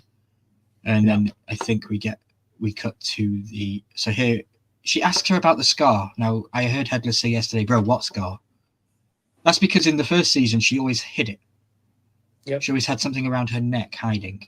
Whereas in this scene here, when she's talking with Otto in the middle, this is in like episode 9 when she's requesting Otto to stop the children's fighting pits in order to get Aegon back. We see her hold her own independence and her own worth, and she feels like she can be her true self. And we see the scar. To me, I think the scar symbolizes that she was once a slave, and she had a collar around her neck like the Unsullied used to. The book doesn't give us the knowledge on that, so that's where I would go with that. Any thoughts, guys, on Mysaria, the White Worm? I don't know specific to what you were saying. I know that I think that she is a incredible character in the storyline, and I do have some questions about her role in Eric finding out about his brother being at Dragonstone, because they didn't really address it, but she obviously recognized that wasn't right. And then did she go back and tell Eric and to save the queen, or did something else happen? That, because my instinct was she was going to run straight back there, and she just turned around, looked like she just turned around and kept walking to the boat to go away. Yeah, I got the impression that she was being escorted by Eric, and that Eric walked past Eric, and I was like, that can't have happened. Like, how did he walk past him? It couldn't. And then I think it was because it was a way down to the beach and then a way off the beach, and I think it was just how he went that way. Am I wrong, Charles? I don't think she was being escorted by him, because you remember they passed each other inside the building. Yeah, they're both back in the building then. I don't think he could Who have did got she back speak to on the beach? I don't think he could have got back up to the building to pass him again in the building. You know? I didn't take it as him. I just took it as another guard. Yeah. Okay. Interesting. So yeah, this is the scene where she's walking down and she says, excuse me. It's very interesting to know her motives. Did she save Rhaenyra here because she knew what was going on? Or did she do it for Daemon, or what? It's very interesting, and maybe we'll get more answers to that moving forward, because she is still alive, and maybe we'll get more conversations. I can't wait to see the arc of her character too, if she has one. Yeah, I'm sure she does. Mitchie, you don't have to apologize. Don't ever apologize. Did they burn Rhaenyra's baby that they do for all the funerals? So you're talking Visenya, right? The one that came out like a dragon, the one that at the end of season 1. Yes, they did. They had a funeral in that episode for her. She said another guy's name. Okay. Yeah, I'll have to rewatch it and see who she said to get his attention to let him know. Awesome. Mitch, you're a superstar. Appreciate it. Nice. Guys, we're on slide 80, and I know how many slides there are, so we are in the end game right now. Nice. We are getting close I like to the the end. next one. I like the next one. Yeah. Yes. Here we go, guys. So, Sea Smoke. We then cut to Adam of Hull. What looked to me, it was weird. He was picking up a crab, and I was like, whoa, this is very symbolic of, the crab feeder episode. Right. When there was all, I even have the crab feeder Funko Pop that I got very recently. Nice. I needed it. I thought that was all going on, and I didn't know what I was thinking about it, and all this. And then we see what for me is the only downfall to the episode. We see Sea Smoke flying around with what looks like no rider. I've zoomed in and I can't see a rider. I genuinely can't. I think he's free flying around, or she. And it's interesting that we see Sea Smoke in the same scene that I'm reminded of the crab feeder, because Sea Smoke was the saving grace in the crab feeder battle. Laenor came rushing in and saved the day, if you remember. So they connected the two of them there very, very much. Mm-hmm. And it's very interesting. So I don't know if Adam is going to have connection with maybe the crab feeder family, or if he's going to be connected to another family that might be right in front of our face. We will have to see. In my notes, I say we see what looks like Sea Smoke, ? And then I also have here, Adam gets up close to it down the line, which we will touch upon in a future episode. I will say Mitchie and I have $100 bet on this one too. This is another one of our bets.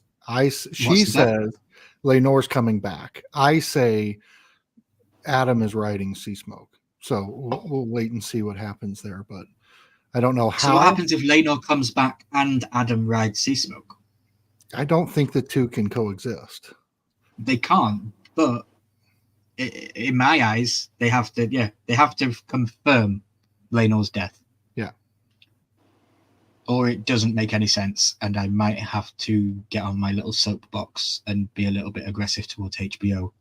Sure. But absolutely messing it up, because, it is in Targaryen and in all lore that, and unless your name's Daenerys and Jon Snow and the show was written by Dan and David, a dragon can only have one rider. There is no way to have another bond between dragon and rider. The bond can only change once the rider passes, like we saw with Daemon's wife. She committed suicide. She ran in front of the dragon and said, "Kill me," and Vhagar killed him. And then that night, Aemond was able to climb above and claim it. It was because the dragon was dead. Aemond even got anywhere close. So they need to fix that in my eyes. That's just where we'll go with that. The chat says, Umpty says, yeah, that's the scene that was very symbolic. The White Worm may come back and confirm the death. Yeah, that could be a good thing. White Worm could do that, and I stand by the idea that if Adam mounts Sea Smoke, then that's all the answer we need. Then we know Laenor's fate. Mm-hmm. He didn't make it. Correct. So I can't see a situation where they're both. Maybe Adam is Laenor with black hair. Just maybe Adam is Laenor with hair. With hair. With his dreadlocks. It's not hair, it's just seaweed, right? It's just seaweed on his head. Yes, right. just seaweed. Jumping to King's Landing, we get a great detail. You can see the scorpions down there manning the wall, which was it's kind of cool that we see those. I don't know I think they should be there. I think Game of Thrones is another thing that they ruined, because the Maester in the Game of Thrones says he created them and he made them, and he shows Cersei down in the tunnel. He says, "Look what I made for you. It can kill dragons." And all this, and I'm like, well, bro, they had them on the walls outside King's Landing thousands of years before you were even born. Well, 192 years before. But you know what I mean? So Yeah. it's another continuity issue between Game of Thrones and House of the Dragon. I like it though. We cut to Otto Hightower. Otto with Rhys Ifans delivering what I think is his best performance in his life. The fractures between them were highlighted in the work, and it went on to say that yet Sir Otto was losing the trust of his king, who mistook his, let me turn my logo off because I can't see what that says, mistook his efforts for inaction and his caution for cowardice. Scepter Eustace tells us of one occasion when Aegon entered the Tower of the Hand and found Sir Otto writing another letter, whereupon he knocked the inkpot into his grandsire's lap, declaring, "Thrones are won with swords, not quills. Spill blood, not ink." The delay did not sit well with the young king. Aegon II had run short of patience with his grandfather's pre-verifications. I think that's how you say that. If that's not how you say that, that's why I'm a YouTuber and not a English major. Though his mother, the Dowager Queen Alicent, spoke up in Sir Otto's defence, his grace turned a deaf ear to her pleading. Summoning Sir Otto to the throne room, he tore the chain of office from his neck and tossed it to Sir Criston Cole. "My new hand is a steel fist," he boasted. "We are done with writing letters." So that's different. Yeah. Sir Criston wasted no time in provoking his mettle. "It is not for you to plead for support from your lords like a beggar pleading for alms," he told Aegon. "You are the lawful king of Westeros, and those who deny it are traitors. It is past time they learned the price of treason." So very much like it's about to kick off kind of thing. Yes. Wrong person to give it to, in my opinion. Cole should not have gone. No. But you knew it was coming, right? You could tell it was coming. Yeah. Oh yeah. Yeah. And then Otto is kicked out of his position, and he is now basically. I was surprised he wasn't killed, to be honest. We know he's going to die in the show. Everybody dies in the show. He does have a death. It hasn't happened yet, and it's going to happen. But I was surprised that they didn't go with it right now. I wanted to see Cole maybe be a bit brutal towards Otto and get a bit handsy with him or something like that. It would have been very interesting.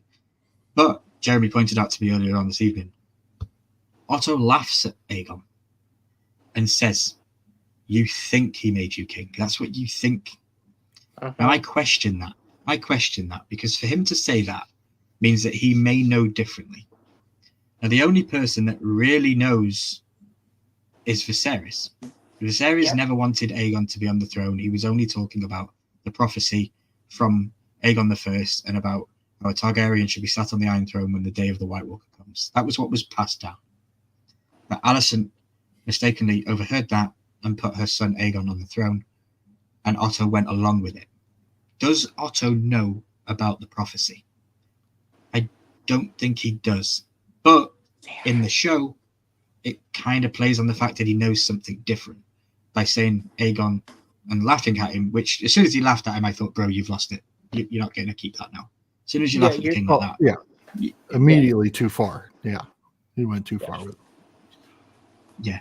And notice as well, guys, just want to notice, I mentioned in my my little video I made before House of the Dragon Season 2 came out, some of the things I'd like to see in this season coming forward. And I mentioned about the Battle of the Spy Masters between Otto, Larys, and Mysaria.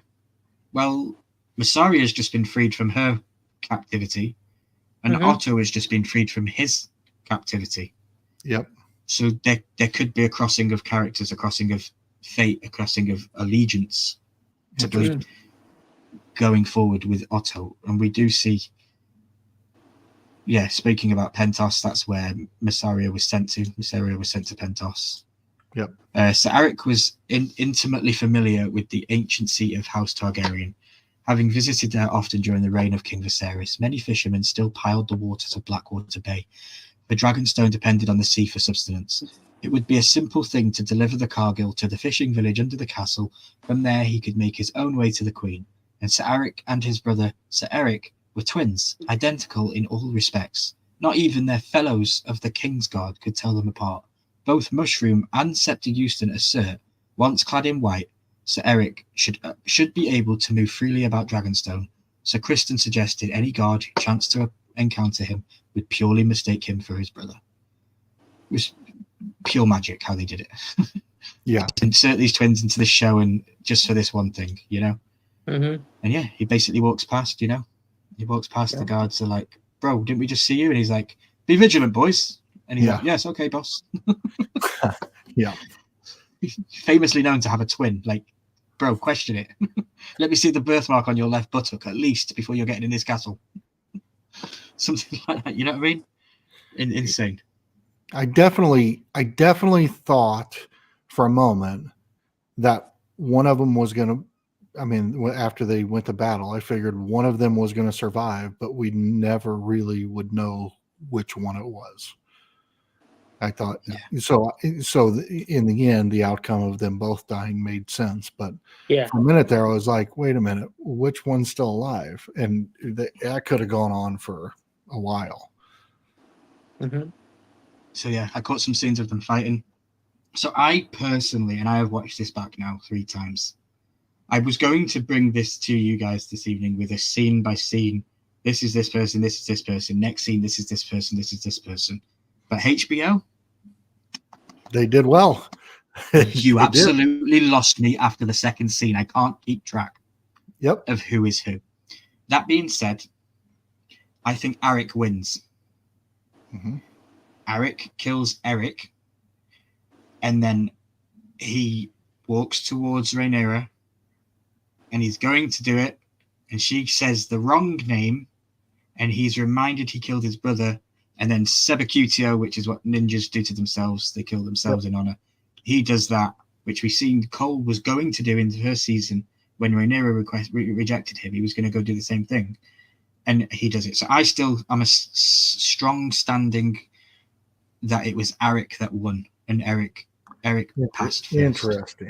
Interesting. Yeah. It was because she called him Eric that he realized that she'd got the name wrong, and then he would realize, oh my God, I just killed my brother for you, and you don't even know who I am. That's where I'm going with that. Yep. Feel free to go on as you must. The true purpose of Sir Eric's mission, though, remained a matter of some contention within the book.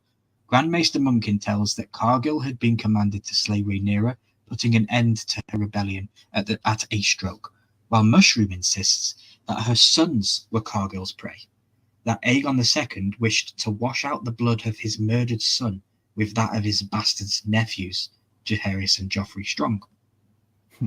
So again, it's all down to who you are meant to believe. You know, you take it from Mushroom, then what we see in the show isn't really what happened. Also in the book, they were never in the bedroom of Rhaenyra. No. Sir Arik came ashore without hindrance, donned his armor and white cloak, and had no trouble gaining entrance to the castle, into the guise of his twin brother, just as Criston Cole had planned. Deep in the heart of Dragonstone, however, as he was making his way to the royal apartments, the gods brought him face to face with Sir Eric himself, who knew at once what his brother's presence meant. The singers tell us that Sir Eric said, "I love you, brother," and he unsheathed his blade, and that Sir Eric replied, "And I you, brother," and he drew his own.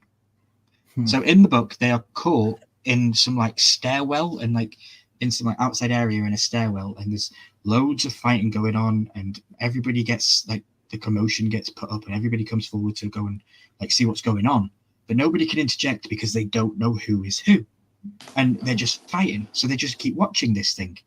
Now, again, there are other tellings in the book that the twins battled for the best part of an hour, Grand Maester Monkton says. The clash of steel on steel woke half of the Queen's court, but the onlookers could only stand by helplessly and watch, for no man could tell them which brother was which. In the end, Sir Arik and Sir Eric both dealt each other mortal wounds and died in each other's arms, with tears upon their cheeks. This is why I was crying last night, because it was a story of brotherly love and two brothers fighting for a cause that had nothing to do with them, that distinguished their line and lineage, for fighting for the wrong side and just picking a side. You know, I ask you all to pick a side, black or green, and it has no consequence to your life or your change. These guys were that, you know what I mean? Just so good. Then people, you know, some people might be a little bit underwhelmed by it and, oh, well, that's a bit shit. But for me, I've been waiting for this story for 2 years, and I've known it's coming. And the Battle of the Cargills has been something I've kept quite close because it's a big spoiler. Just saying the Battle of the Cargills, and they're going to fight. Charles, where did you go on this? I'll ask both of you the same question, but where did you feel after watching this fight with the two brothers? It was very, very family, and especially when he said, "You're the one that drug us apart or pulled us apart or something like that. So you did this." And I think the end ended the way it did because she would never believe who's who. So just to make her feel reassured, I think that's why he did what he did. So. Yeah, so you think more so than because he killed his brother, or so you feel he did it to protect Rhaenyra, or because of what he'd done for his brother? Like the war had made him kill his own brother. I think it was more to protect Rhaenyra, to be totally honest with you. So you believe that Eric was the guy that survived at the end? Yeah. Okay, Jeremy, where do you stand on it? At first, it was heart-wrenching from start to finish. I mean, the fact that they're in the middle of fighting and saying, "I still love you, brother," and all of that was just absolutely horrific and pulling at the heartstrings. And then I thought that it ended with them both stabbing each other and killing each other. But then I quickly realized that, obviously one was still standing. I think that there's something about the brotherhood, and especially in a situation of twins like that, where he just couldn't live with the fact that he just killed his own brother, and then fell on his own sword. I do think that he did the ultimate sacrifice in saving Rhaenyra, absolutely. But I think him falling on the sword was more about him and the guilt he felt for having just killed his own brother. I agree. I definitely agree. Where do you stand on who it was at the end, Eric or Eric? I honestly, until you said it, I thought it was Eric. I always thought it was Eric. I was with Charles on that one.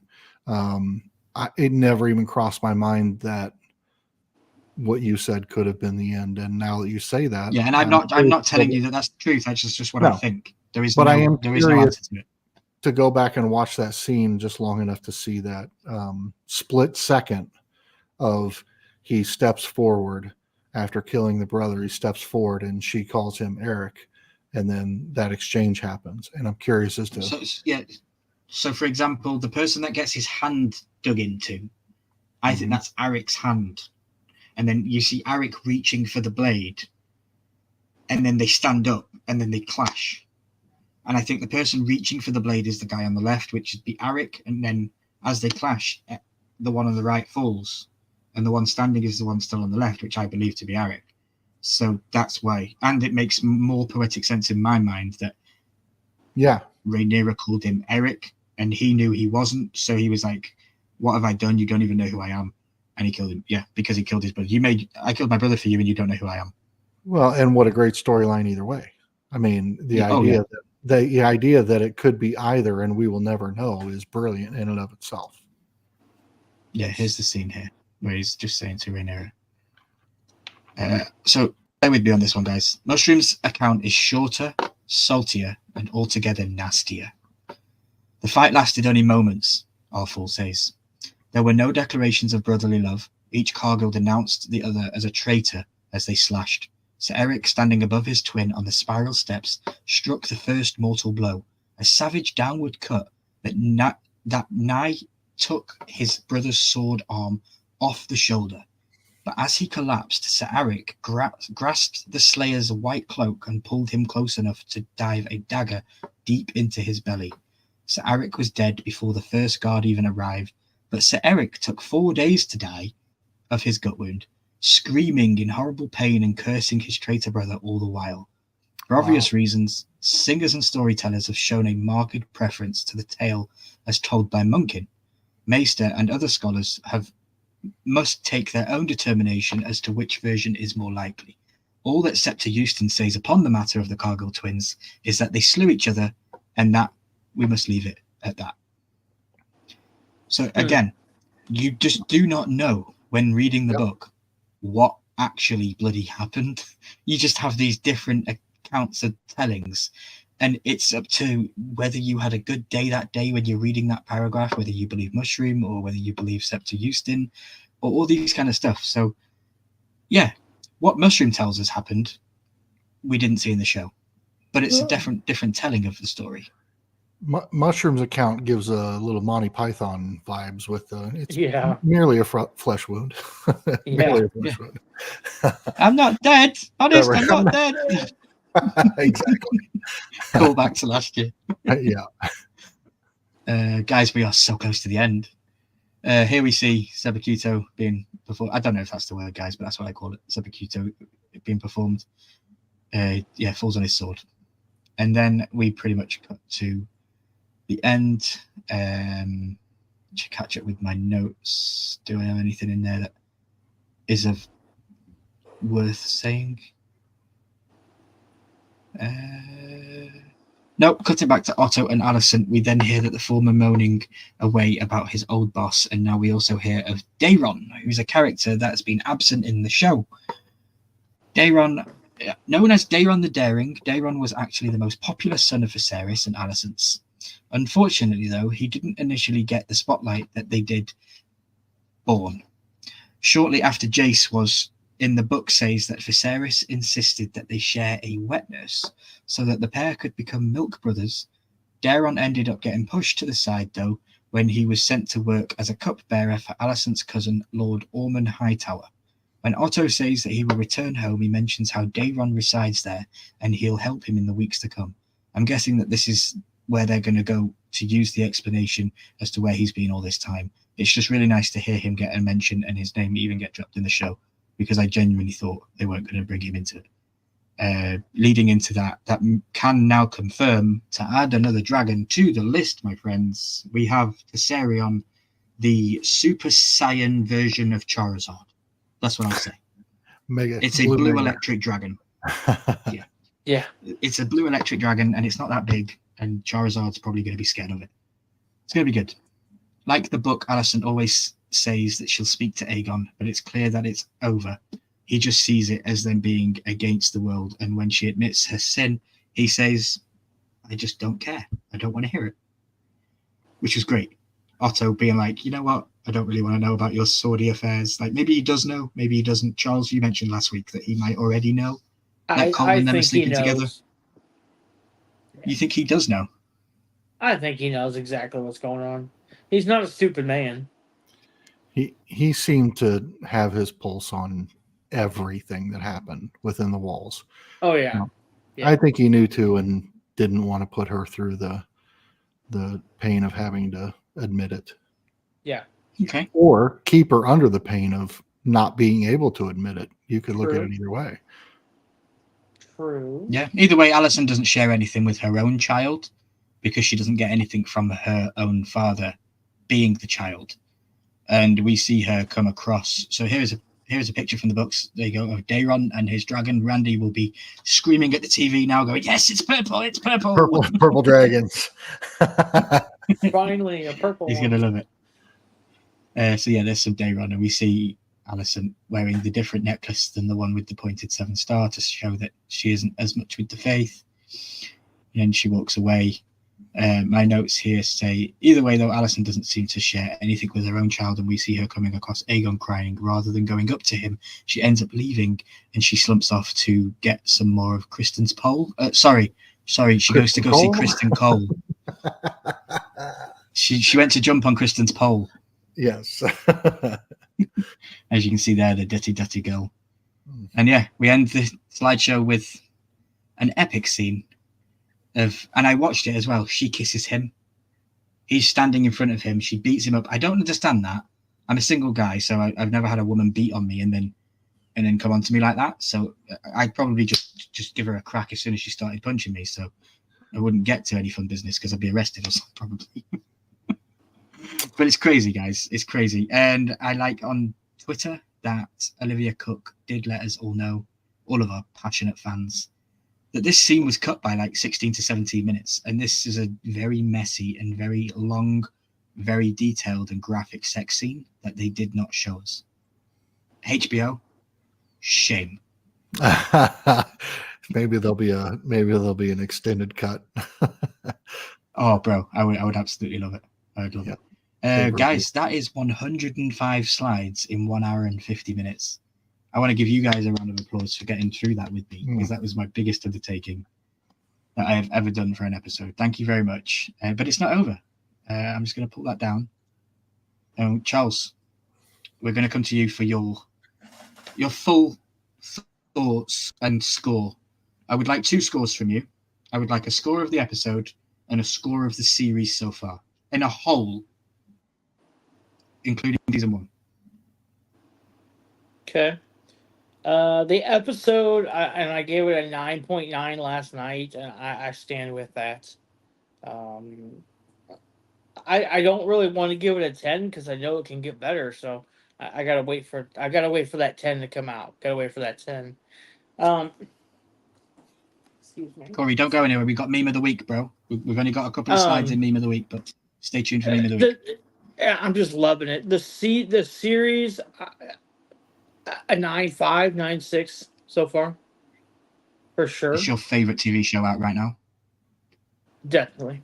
Okay. I love it. I'll be totally honest. I really don't watch any other like shows.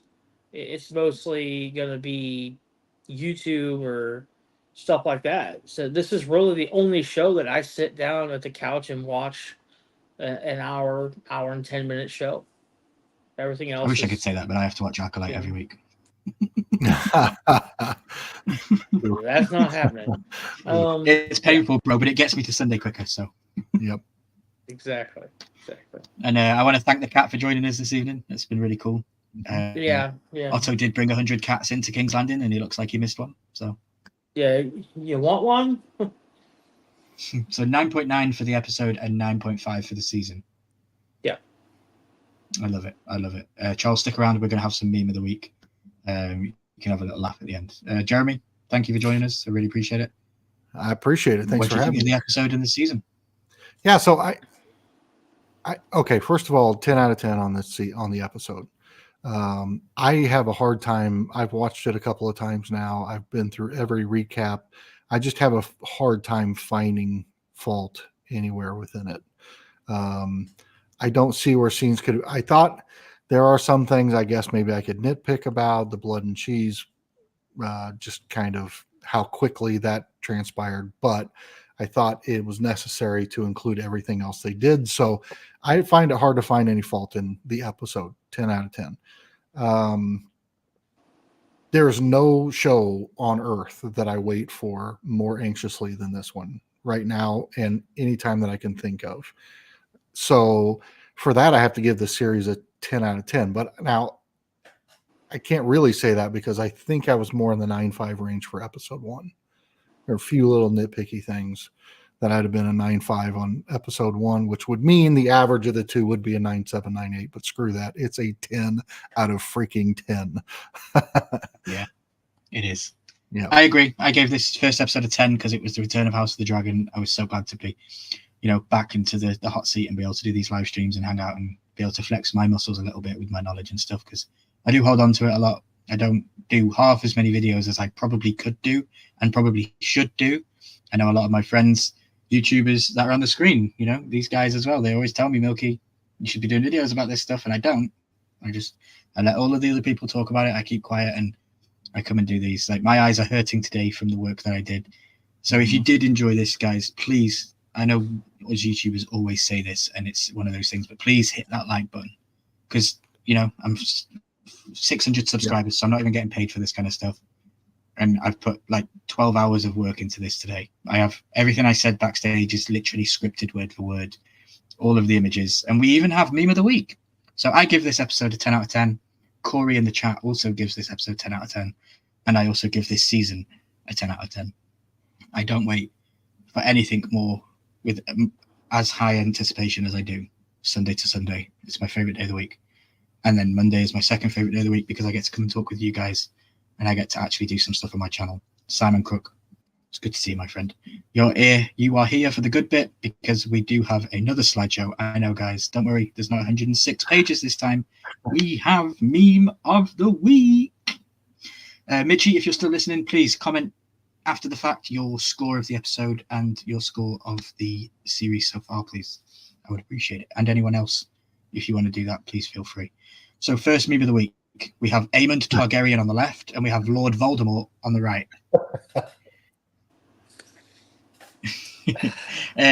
This probably goes over Jeremy's head because he hasn't seen Harry Potter. Facts, but I do understand the reference. Yes, you do. Well done. You do. Says 10 out of 10 for me for series. I know a lot of what is going to happen, but I still want to watch it. And that is one of the best things about the show. Like, I know everything that's going to happen, but I'm still hooked because they change things. Right. But they change things? Yep. Exactly. But do I? Next one. Damon, when asked who killed the baby. This was my favorite scene. My favorite scene of the entire show. Yes. Was this and then Rhaenys looking at him like, you son of a bitch. Yeah, when Rhaenys is looking at him and he turns his eyes slowly to match hers was brilliant. Absolutely amazing. Yes. This is an image of Aemond Targaryen with no context. This is a no context image. So you just post it and people are like, whoa, this was from House of the Dragon. What?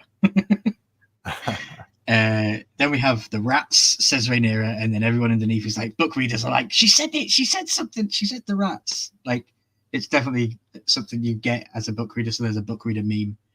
And then we have Aemond and Sir Criston Cole talking over there, and what? Aemond says, and Alicent is simply angry, and Otto says, and tasty. He goes, what?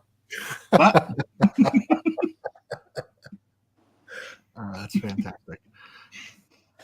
And then I think we have Alicent showcasing her warging abilities for the season 2 biggest reveal. That was when Criston Cole was in her face. Well, she was sitting on Criston Cole's face. And then I think we have a meme from Tell Talks. Did I put it in here? I did.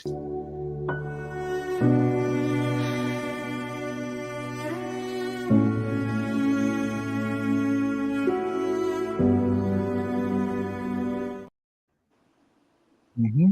Yep. Tell wondering if Criston Cole was on his post, would any of this happen? And then I think the next slides, guys, HBO got back to me with some shots from when I was filming backstage. So here you go. Oh no, not that bit. These are the dragon cards. So I want these made. These look like Pokemon cards, but for House of the Dragon characters and dragons. And it looks really freaking cool. Yeah, I want these made. I have a pack of Game of Thrones cards. Right here, Game of Thrones playing cards. I would love a House of the Dragon set of cards. So anyone that makes them, let me know. We have Vhagar and Caraxes. We have Melees and Vermax. And we also have... I made it in. We have Cyrax. And we have Jar Jar on a dragon. Yeah, that was pretty cool. Umpty sent me that. And now I believe that we're going to get into the behind the scenes footages. So here we go. Here's me in House of the Dragon, which is pretty cool. You fit so well, bud. You fit so well. I do, bro. I had to look at it a couple times. I'm like, wait, is that really not? Yeah. Here's some images of me in Game of Thrones. There you go. Here's me in the water and the thing here. We've got also. I'm a dragon keeper on the right. I do fit well. I'm gonna send some images in and maybe I can work with Matt Smith next season. The one on the right here with the dragon, it looks like you're looking at the camera like, what's that thing? Is that a dragon? Yeah. I think Mitchie's trolling. There's no way. There's no way. Thanks for letting the girls speak tonight. It was so much fun. It was a 7. Those of you that know, you know. Yeah, you know. I think we have some more slides, guys. Oh, look at these. There's some more. I make a better Criston Cole than Criston Cole does. I think we have some more. Oh yeah, here's me repping the green side. Look at that dreadlocks on that guy. Look at the dreadlocks on him. And I think we have one more slide, and that's me sharing with you guys where you can go and get these photos yourself. If you go to raiseyourbanners.com, it asks you for your date of birth. It asks you to pick a side, green or black, and then it asks you to take a photograph. And it basically gives you shitloads of cool images of you as a character in House of the Dragon. And then if you choose black and you get all of those ones, you can then redo it and choose green and then do that. I challenge somebody listening. Mitchie is here and you are of the female variety of human. I would like to see what happens when a woman does this, because I've only ever seen what I can do with it. It would be interesting to see if it gives you Rhaenys and it gives you Rhaenyra and it gives you those kind of people, because obviously I didn't get them. Yeah, I got all the male kind of characters. Yeah. Can I guys, take if you the have them, picture? send them to me. Can I take the picture with my Batman hat on? It would give a whole probably new vibe to the whole thing. That'd be kind of cool. Yeah, Batman probably. Targaryen here. But yeah, that is the end of the memes of the week. So we had me on set at House of the Dragon. Guys, if you like these pictures, send them to HBO, because I would love to. Those are cool. That would be a dream of mine, right? Jar Jar, he returns somehow into the world. That's down the road when Disney takes over the mass production of. Yeah.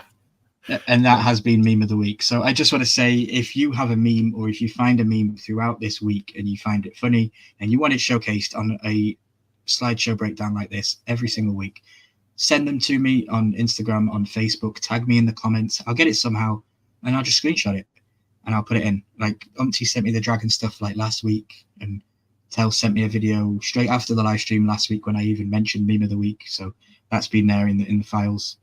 Please do, because I look forward to one day maybe having the meme of the week bigger than the slideshow one. Because the slideshow one was 106 slides and the meme of the week was only 13. So it was a bit different. But yeah, that's it, guys. I do have one quick question before we go, if you don't mind. Did you take anything out of HBO not naming the episode until like a while after it aired? Originally, when at 9 o'clock or 8 o'clock or whatever time it came out, it was just called episode 2. Yeah. And then later they fixed it. And now, do you think that was just an error on HBO's part, or do you think that was intentional to?